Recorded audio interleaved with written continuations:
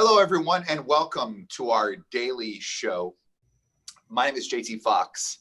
I'm the world's #1 wealth and business coach, serial entrepreneur, private equity investor, property investor. And every single day we do a different topic, 10:30 Eastern time, right here on YouTube.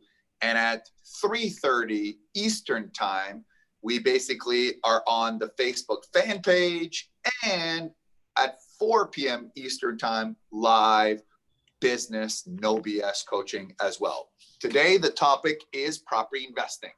Here with me, we have my CEO, aka The Pack. Hi. And we have, Paulie, who's done over 500 deals. I've done over 500 deals. And today we're going to talk about property investing as well. So what's happening in the property market as well. So first of all, let me get it out of the way here. First of all, how are you, Paulie? I'm doing fantastic. Thanks for asking. Excited to be on here. I like this. I like going on YouTube live. This is nice. It's very nice. We're usually doing the webinar. Yeah, same thing. Same thing. We're just stuff like that. So, all right. So let me ask you a question, Paulie. Realistically speaking, you have 100 people. Okay, we put 100 random people in a room. Okay, and we're gonna go around the horn, and you and I teach him everything there is to know. Between both of us, we've done well over 1,000 deals, right? Jack has done 5. Have you done 5? Oh, you've done more than 5 deals, right? Yeah, I think our total was about 21, but I haven't done any in years. Good. No, and that's good. You're not doing it in any years, because that means it would take away from running my empire. So very smart on your part. Exactly. You don't want to build wealth through real estate, so just block your ears in this segment. No, we already said I'm going to give you all my money and you're going to invest my money for me. We already talked about this. I prefer not paying you at all, so that way you have no money to invest and work for free. It's a new model we have. Pack is smart. Pack is smart. She knows where to put the money. So, Paul, I put 100 people in the room. You and I teach them everything there is to know about real estate investing, the good, the bad, the ugly, the hard, because it's not easy. There's no such thing as get rich quick. How many people succeed? How many people succeed? Honestly. Well, I mean, there's a reason why they call it the top 1%, because the reason why people get to the top 1% is not just even the knowledge. Obviously, that coaching is always like the #1 thing you have to have. But I think it's the drive, it's the fire, it's the what's in your belly. Are you willing to go through the fire and all the crap that happens in any business, especially this business? So I would probably say, with us coaching them, because we really care and we go vertical and push and all that, I think the percentage would probably be a lot higher with us. But I would give say us a number. Give us a number. 10%, give them a number. 10%. So you're saying 10 people. How many people?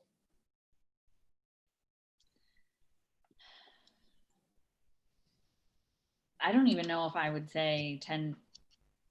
I don't even give know. it out of 100 people. How many people? I would say probably more like 5 people. I was going to say 5 too. And I'll tell you what, not because it's hard, because people are not willing to do what it takes.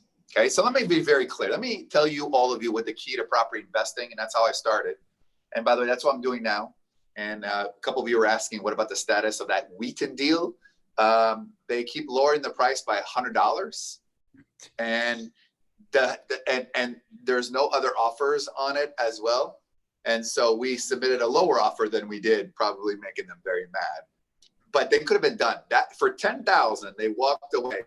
A cash buyer closing in 7 days. Now, cash offer closing in 7 days. The problem is that it's an estate sale. Paulie, talk to everybody. When you're dealing an estate sale, that means a family member died or the parents died. The kids now have the property. 3 kids have the house. Talk about the mentality of the estate sale so people can put this in context. Well, I've done a lot of these estate sales, so I know a lot about them. What happens is it's not, you're just not dealing with one person that inherited. Now you have a multiple of people. You have the sisters, the brothers, sometimes even grandkids. And so all of a sudden people believe in their mind that $2,000, like, let's say there's 4 people and they're upside down here by 10. They're sticking at 250 on this Wheaton deal. Let's use that as the example. And so they're all looking at $2,500 split 4 ways is a lot of money. And that's frustrating because you and I both know they could have been done with this deal. So now you're not just dealing with one homeowner or a foreclosure that has nobody involved. It's just a bank that wants to get it off the books.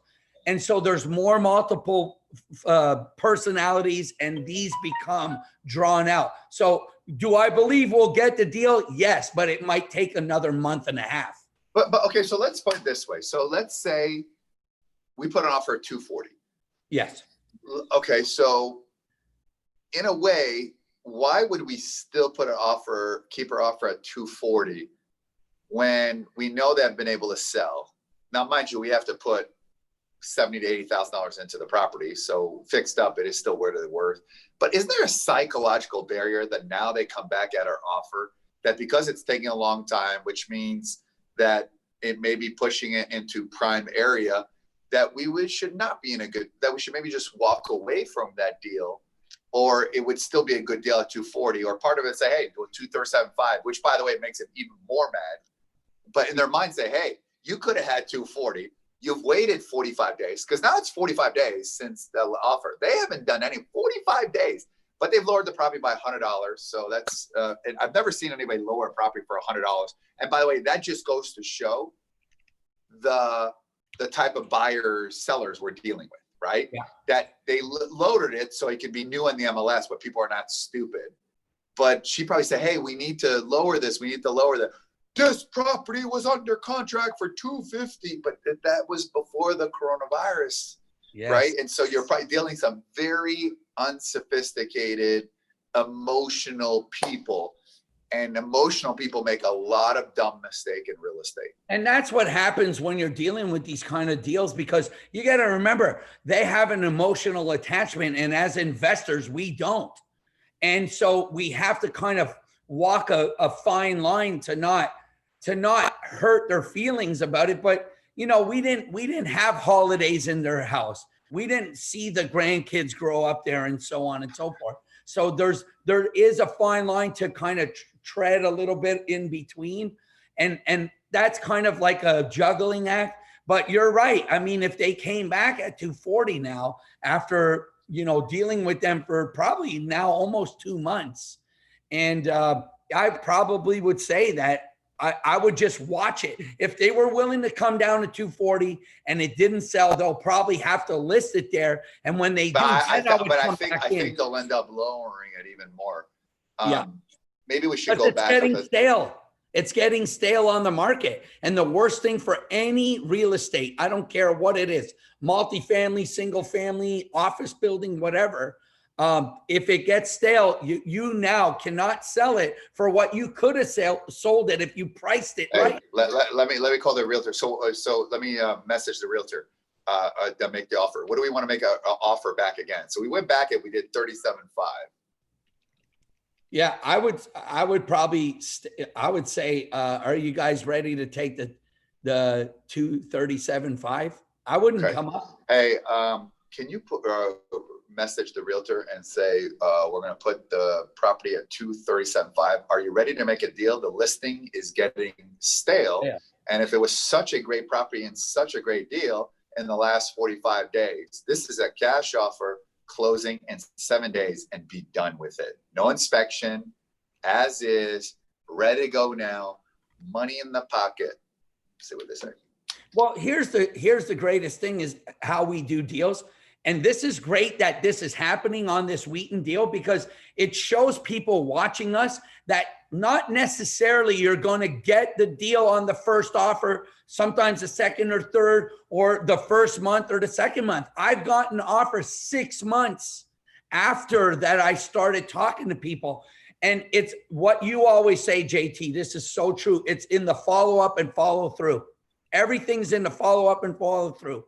Building relationships, getting deals, the business, whatever business you're in, follow up and follow through. And that's what you're doing on this deal. And Polly, would you say, you know, when you go back 6 months later, well, and I know it's happened in a few deals you guys are doing right now, do you often end up getting it for a better price than what you initially offered? Yes, actually, yes. And but in this case, though, I don't think will get it that much more lower No. because of the estate sale, the emotionality. But this also hasn't been 6 months either. I'm saying when, you know, you make an offer and they say no, and you're looking at 6 months later. And I know a couple of the deals you guys have done right now, because of the times we're going through, you've been able to get an even better deal. Yes. But like, just like you said, Pauline, it was funny because I was typing it in the comments right as you were saying, it's all about the follow-up. It's going back, you know, and just because someone said no, not forgetting to go back in 30 days and say, oh, they still haven't gotten rid of that property. I think most people, that's the point. They hear no and they're debilitated by it, or they take it emotional. By the way, if you're listening to this, you agree or disagree with us, please press the like button. If you agree with us, press the like button. If you disagree, press the like button. That helps the channel. It's all we ask right now. Take 1 second, just like the button, please. Thumbs Please up, like. thumbs up, thumbs up. Yeah, thumbs up and like. But there is something to be said about like in negotiations. Although a lot of times when I'm in on a one-on-one meeting with someone like losing their house or they want to get rid of a distressed house, a lot of times I'll say, my offer stands. If you want to take it, my offer stands for, I don't care, even if you call me 6 months. If I say that, then I will keep my word. I will keep my word. And the reason why I do that is so that they understand that I'm willing to work with them. Right. But you've taken a little bit of a different style lately, or maybe you've been doing that. You'll be like, hey, you know, when you're ready, just call me and we'll make a deal. So you're taking more like, you know, because you probably have seen a lot of deals on the fall through, which goes back to original question, why I think 5 people succeed. Because number one, it takes work ethic. You have to talk to a lot of people. You have to make a lot of offer. People waste a lot of time and they just simply quit. And the problem is that I think the number one characteristics of property investing is persistence. Right? If you don't have the persistence inside you, whether it's persistent to get the deal done and persistent to get a deal finished or a deal past the closing, persistence is most important. Second, where I think people hear 10 no's and they quit. They talk to 10 people, they put 10 offers, they put no, or they put 2 offers, or they say, let me wait till I have the money and then do it rather than putting the offers in. I think the easy part right now is finding the money. Like, I'll give you an example. We have sendusdeals.com. And I would say that 99% of the deals we're doing is because people send us separately. I tell people, unlimited amount of money, send me deals, and nobody sends deals, which is crazy because you know they have a funding. Like, to me, I wish I'd known someone like me when I first started, because I'd be like, damn, I have an outlet to go in there. But or what they do is, you've never done a deal and you're trying to do a $20 million deal or a $10 million deal. It's just crazy. So skills in real estate, like I disagree with the notion of people say, oh, all the information is free on YouTube or every information is on in a book. I disagree with that, because I took all the classes and things like that. And by the way, you can't, like, YouTube is for example, if you watch the average time of video on YouTube, anything that's longer than 3 minutes, 3-5 minutes, doesn't get listened to very long. Like, I'll give you an example. Our last video we did, Francie, Your Money Matters, we had some good traction on it, but the average person that listened to it was, so we did 37 minutes, was 18 minutes. And that was very high, because people are like, well, I'm going to get back to it. I got to, you know what I mean? So the problem is that you got to have consistency. You got to push. And also too, there isn't one thing that works. You got to try a lot of different things, and you can't be reactive investor. You have to be proactive. And another skill is that people don't do. They don't know how to evaluate deals, right? They don't know off the top of their head, what's a good deal? What's a bad deal? Is this worth my time? You know, right now there's no traffic in many places around the world. Okay. But finally, downtown Chicago is a first day. Like, there are cars, like literally first day. I mean, because it was supposed to open last week, but because of the riots and stuff like that, but there are cars. There are people parked in the parking lot. There's people. We are getting back to normal, ladies and gentlemen, which means to go see deals is traffic. The mindset at first is people are going to say, well, maybe it's going to get better. So it's interesting, because I think there's going to be a lot of deals up until the end of the year. I think next year the market is going to go up. I think the margin of error is not going to be very short.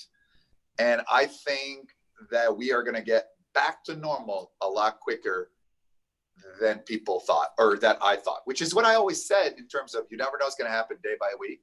I was mentally prepared for until next year, mentally, which, by the way, that didn't stress me out. And now that it's back there, so you want to get to investing, you got to make the offers now, make the calls now, because there's still people that say, well, I'm going to wait, because there is going to be a lot of people where the banks are going to stop working deals at some point. I mean, they're just going to, and people will just have to sell, because you have to think about it. There's a lot of entrepreneurs as they reopen their business. I mean, we're going to do how to buy and sell businesses this weekend. And I think to get real estate through buying and selling businesses, here, keep your business. I'll get your building. I'll give you X. I'll give you a year of free rent. I mean, this is the creativeness that we have as well. So next Saturday, Hugh Hilton, Mark, and Steve Mandel, Coach Mark, all of them, we're all going to talk about buying and selling businesses with or without money. And without money, it's kind of like real estate. It doesn't mean it's your money, it's somebody else's money, or it could be the assets of the business. There's a lot of different ways to skin a cat. Just like business, like real estate, it's about being creative. Paulie? Yeah, I mean, you have to know your craft. You have to learn how to do short sales, subject twos, flips, wholesales, lease options, owner finance.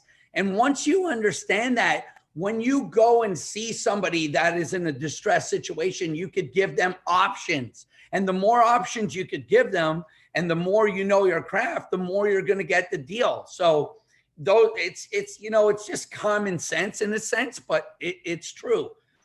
Knowing your craft is the key thing. And I think touching upon what you were saying, JT, is that subject to deals are going to be in abundant, because people are. Can I explain just very quickly what a subject to deal is very, very quickly? Well, a subject to is when you just assume somebody's loan. You actually buy the deed. And I've mentioned this before. You buy the deed, you do a closing, a proper closing, and then you just assume their loan.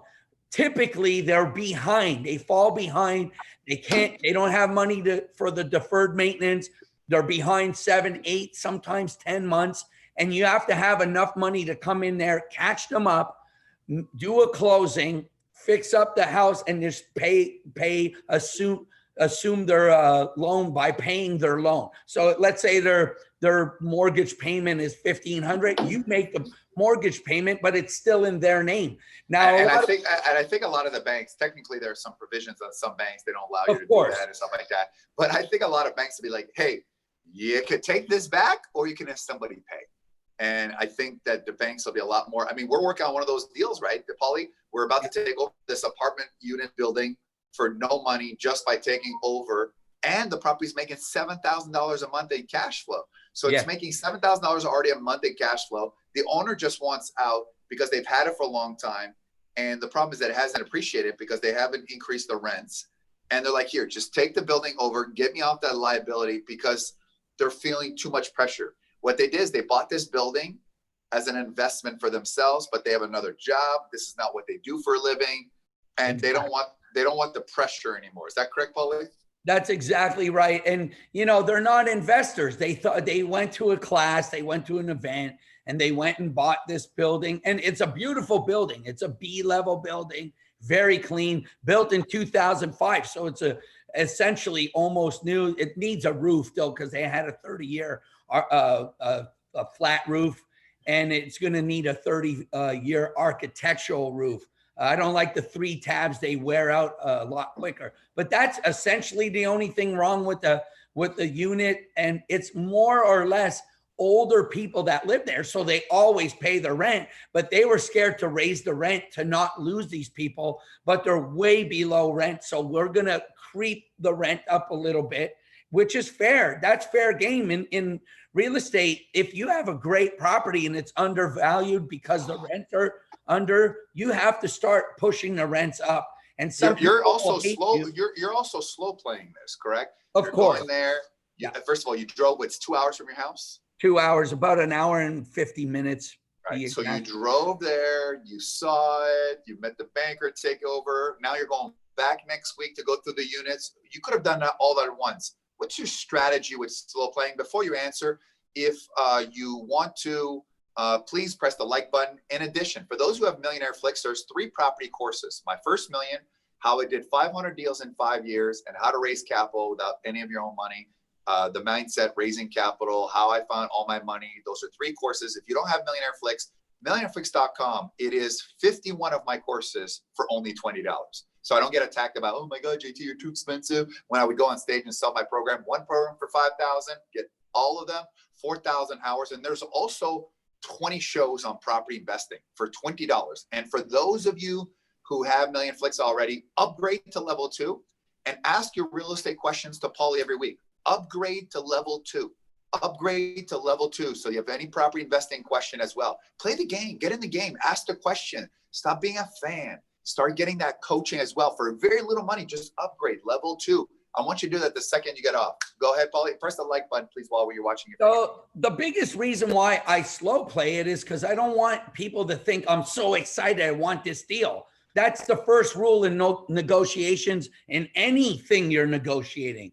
So if you're too amped and you want it and you tell them like, oh, this is great, I'm so excited. Obviously, they're going to not come down in price. But when I slow play, I find the emotional button.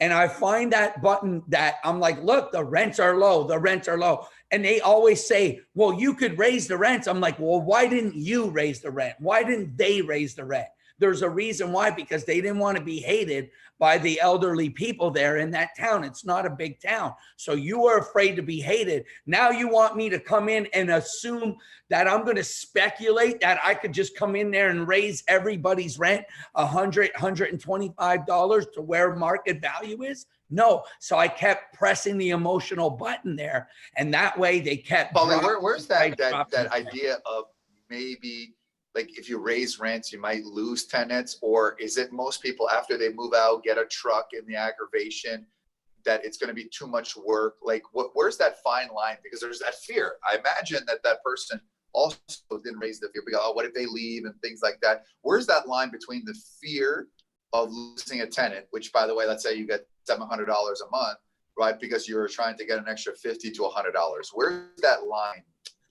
Well, I mean, if you go in there and don't do any improvements and you just raise the rent a substantial amount over $100, you're going to have, obviously, people are not going to like you. They're going to be like, oh, we like the old owner. This guy came in, all he cares about is money. What the best way to approach it is to have a meeting with everybody before you raise the rent and tell them why you have to raise the rent and why the previous owner was losing the building. So like if I don't raise the rent, then we're not going to have this building because it's going to go into foreclosure. The numbers don't make sense.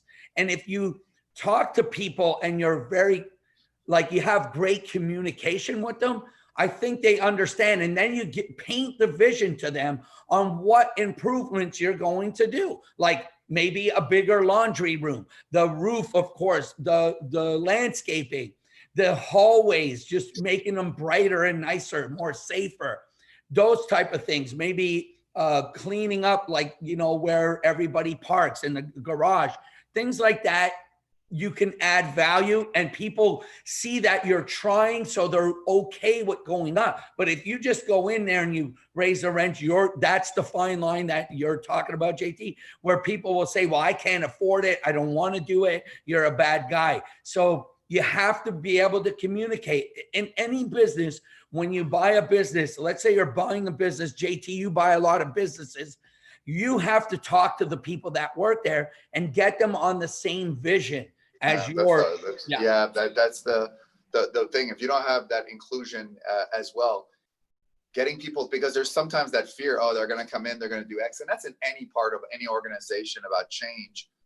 Like for us as entrepreneurs, many of us that are listening here, we're embracing, we embrace change, right? Because how we change is how we succeed. For most people, it scares them. Pac, you're nodding your head like I'm always right. You are always right. No, but it is, about embracing change and doing things differently. Yep. That's it. I mean, I was waiting for the Pacness. No, So, She's answering. okay, so let's go back to the stuff like that. So, okay, so how do we get this 5 to 100%, right? So we said 100 people, 5. Number one, you're going to have to learn as much as you can, not just one type of real estate, all type of real estate. Number two, you should be on the phone constantly, talking to people, finding deals, getting opportunity, talking to people, but not sometimes listening to what everybody else says, because that's the hard part. Everyone has an opinion. Like you talk to 10 people, they'll say it's a great market now. You talk to 10 other people, they'll say it's horrible right now. You'll talk to 10 people and saying it won't come back. You'll talk to 10 people saying, you know what, there is no downturn. You talk to 10 people saying there is no coronavirus. You'll talk to 10 people and saying, you know what, there is tons of coronavirus. And so whoever you talk to, I think it's very important. You have to, and that's why I have coaches and still have coaches, so I can decipher what's right and what's not. What's another thing people do to increase that success rate so that we get everybody to succeed? Well, I think having a good coach. You know, it's funny because I've been coaching a lot of your clients, and it's who you attract. It's how you attract it. When you're attracting people to come to an event, if you're like the baller and this kind of like kind of swearing every second word or every sentence, you're not going to attract the right person too. So you want to attract people that have that already mindset ready for success, and then you can infiltrate that and show them the skills. And I find that pretty much almost every student that I've gotten that's in your roster that wanted to learn or get better at real estate, I noticed that their success ratio is going to be higher because their mindset is right for it and they've already had some type of success. So really, before you even get into real estate, your mindset has to be right for it, because it's not easy, like you said earlier. So I think it's how you present yourself too. You see a lot of stuff on social media right now. You know, a young guy's in front of a Ferrari and says how he made 1.8 million in 1 year in real estate, and it's not true. So when you tell the truth, you'll attract the better people. And he may have bought 1.8 million in real estate, but that's not that much. Yeah, I mean, I've done $122 million in real estate. I never say that because it's a fugazi number. It's not real. And I talk about net profits, net. How much does it make? What is it? What's the rent make after all the operating costs and debt service? Or a single family flip, what does it make after taxes, closing costs, real estate fees? And when you're honest and open like that, I think that the people will understand it better, so they won't just jump in and think it's easy like most people think say it is. Couple last thing also too, I think you should spend time listening when you're dealing with distressed homeowners and not doing all the talking. It's a very big mistake, and you understand you're not the only one. As for real estate, we're all competing against the same deals. In companies, sometimes it's different, buying and selling companies, because sometimes companies, you don't know if they're selling, but a piece of real estate is pretty much obvious to everybody as well. Obviously, next Saturday, we're going to talk about how to buy and sell companies for as low as $1. Before you go, oh my God, it can't be done. I know, keep saying can't be done. I keep doing it. It doesn't mean you can't, that I can't. So, you know what I mean? So when someone tells you they can't do it, there's just, you know, and obviously too, I may have to assume debt, right? I may have to pay the payroll. Like there's a lot of different things, or I may just take pieces and sell off the inventory. There's a million things creatively. We'll talk about that next Saturday as well. But I think you have to find people's emotional red button, and you're going to find that a lot of times, sometimes people don't buy because you have the highest offer. It's because they like you better, especially in distress. It's very emotional, but also you can't let your heart get into the way of making the right decisions. Also, to assume everyone's always lying. And unfortunately, they're lying to what their property is worth. Maybe they're lying subconsciously. They're not lying on purpose. They just believe that. Another thing with the estates that we talked about, the Zillow people, they're like, on Zillow, it's worth, you know, that's how people are, right? They take that for that final thought. So let's go around the horn pack. Any final thoughts as well? I think final thought is, you know, when it comes to real estate or any business, you've got to go out there and do the work, right? It is a lot of work. And I think people sometimes just think that it's easy. but you've got to go out there and do the work. You've got to make the offers. You got to do the research. You've got to know your numbers. You got to be picking up the phone and making the calls. And the thing I would say right now, there is a lot of stuff on the market. There's a lot of people that, you know, want to get certain prices or things like that. But even if you don't get a deal, go back in 30 days, go back in 60 days. Cause I'm also seeing a lot of people getting offers, taking somebody else's offer, and then those falling through. So, you know, we talked about this in the beginning, but I think it's really important to remember that follow up and follow through of go back, keep, you know, I used to do this where I tracked everything to have that reminder to go back and just 30 days later, take a look, 60 days later, take a look, because you'd be amazed at how many deals you don't get the first time. Paulie, before this, based on how many people are watching, the number of likes, every single one of them, press the like button, engage. Come on. Right? Engage. All people do is some people are like, it's too hard. I have to press the thumb, you know what I mean? So put the thumbs up. If you can't press the button, you I can't do real estate. Here's I've been live 77 days in a row. 77 days in a row. That's just on Instagram. Here, this is over 90 days as well. Paulie, any final thoughts? I got some good ones. Definitely the discipline, and discipline, not just obviously what Francie just said, follow up, building relationships. It's so imperative to build the relationships, but stay loyal.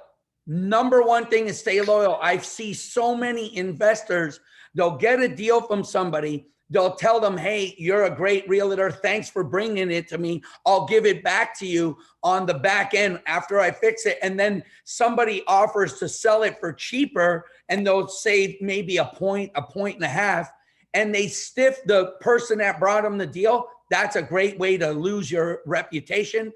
And it's just not loyal. If you say something, follow up with what your word is. And I think JT and I have had great success because we're not loyal for opportunity. We're loyal because we're loyal. When we say we're going to do something, we do it. And if it's going to cost me money, I don't care, because my name is more important than the money. So because in a good name, people send you the deals first. When you don't have a good deal, you're the last guy they send in because nobody else would buy the deal.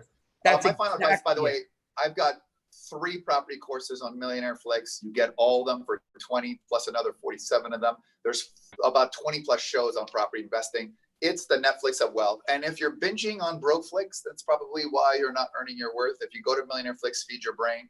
And also too, whether it's even networking with higher level people, when it comes to dealing with people, you need to be human. But when you deal the process of real estate, I think you need to turn into a robot. And what do I mean? You need to be emotionless. You cannot get emotional. You have to expect they're going to get a no. They're going to get angry. You're not. So I just need you to remove the emotions from the process of that as well. And if everybody did, because too many people, robots don't get discouraged. They keep doing it over and over. Humans do. So I just expect it's going to get a no next day. And there's always something that's going to happen in properties. Last second closing, water bills, tax liens, survey encroachments, clouded title, flood zones. I mean, that was the thing with Wheaton, is the flood zone issue. There's always going to be something. We do deals all over the world. If you want to send me some deals, or you like my money for deals, go to sendusdeals.com. Or you want to invest in me and Paulie, you can go to sendusdeals.com as well. So it's all there. We'll be back today at 3:30 Eastern on my Facebook fan page, where Pac and I are going to go back and forth. And then also we have, maybe should we bring Paulie back in? Why don't we do Paulie back in, and we'll do a trio of issues and see how it all works out. How about we do that? Special guest, since it's your day. Monday is Paulie. It's on the powerful. We're doing a powerful. Yeah, we're going to do the powerful, and then live coaching at 4 o'clock Eastern time on Instagram. Please press the like button. Thank you so much. MillionaireFlix.com. Enjoy your day wherever you are. The deals are back. The opportunities are back. But still got to go look for them. Stop talking about it. Get it done. Nothing comes to you. Success is not a matter of chance. It's a matter of choice. Don't be a menace to South Central while drinking juice in the hood. That's a movie I just saw the other day. I just thought it'd be funny. So someone will say I was being racist, but it's a movie, right? And then I watched Boys in the Hood. Well, that's racist because I said hood. You know what I mean? It's so crazy. Like it's very crazy how it's becoming. Everything you say will be twisted. We'll talk about that this afternoon as well. How should we live in a world where anything you say is wrong? And especially in properties as well, people get very emotional. I had someone not able to get the deal because they found out they did not like President Trump. And I've heard people losing real estate deals because they like President Trump. It's not, we're going to talk about that today. So check out Facebook. It's going to be pretty hated. Facebook fan page, 3:30, 4 o'clock, Instagram. Have a great day, everybody. We'll see you later. Bye. See ya.